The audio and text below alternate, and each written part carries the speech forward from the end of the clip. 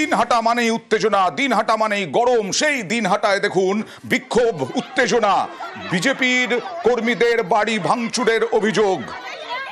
দেখুন শালমারায় বিজেপির প্রতিনিধি দল গেলে উত্তেজনা, বিজেপি বিধায়কদের ঘিরে বিক্ষোভ, মহিলা তৃণমূলের গাড়ি ভাঙচুরের অভিযোগ।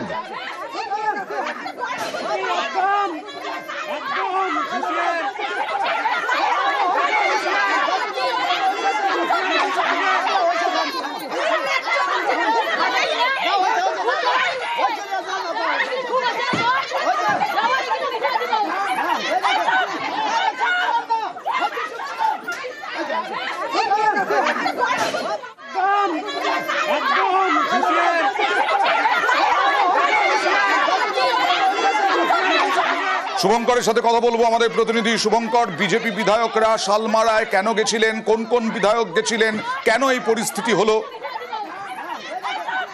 তোমাকে জানিয়ে রাখি, গতকাল দিনহাটার শালমারায় বিজেপির পঞ্চায়েত সদস্য জ্যোতিকা বর্মন সহ মোট চারটি বিজেপি কর্মীর বাড়িতে ভাঙচুর চালানো হয় বলে অভিযোগ, এবং তাদের অভিযোগ ছিল তৃণমূলেই হামলা চালিয়েছে। সেই ঘটনার প্রতিবাদে এবং আক্রান্ত বিজেপি কর্মীদের বাড়িতে এদিন দুপুরে ফালাকাটার বিজেপি বিধায়ক দীপক বর্মন, তুফানগঞ্জের বিজেপি বিধায়ক মালতী রাভা, মাথাভাঙ্গার বিজেপি বিধায়ক সুশীল বর্মন ও শীতলকুচির বর্মন সহ চারজন বিজেপি নেতা কর্মীরা সেই আক্রান্ত কর্মীদের বাড়িতে গেলে সেখানে শালমারায় তাদের ঘিরে বিক্ষোভ দেখানো হয়। গ্রামের মহিলারা অর্থাৎ তৃণমূলের মহিলা কর্মী সমর্থকরা বিক্ষোভ দেখায়। একটা সময় বিক্ষোভের মধ্যে দুপক্ষের মধ্যে ধস্তাধস্তি বেঁধে যায়, উত্তেজনা ছড়িয়ে পড়ে এবং ওই প্রতিনিধি দলের একটি গাড়িও ভাঙচুর করা হয় বলে অভিযোগ। এই যে পরিস্থিতি, সেই পরবর্তীতে বিশাল পুলিশ বাহিনী এসে পরিস্থিতি নিয়ন্ত্রণে আসে এবং বিজেপির প্রতিনিধি দলের যে কনভয় ছিল সেই কনভয়কে ঘটনাস্থল থেকে বের করে দেয়। তবে এখনো পরিস্থিতি থমথমে, এলাকায় বিশাল পুলিশ বাহিনী রয়েছে। এখন পরিস্থিতি কিরকম? পুলিশে হস্তক্ষেপ হয়েছে?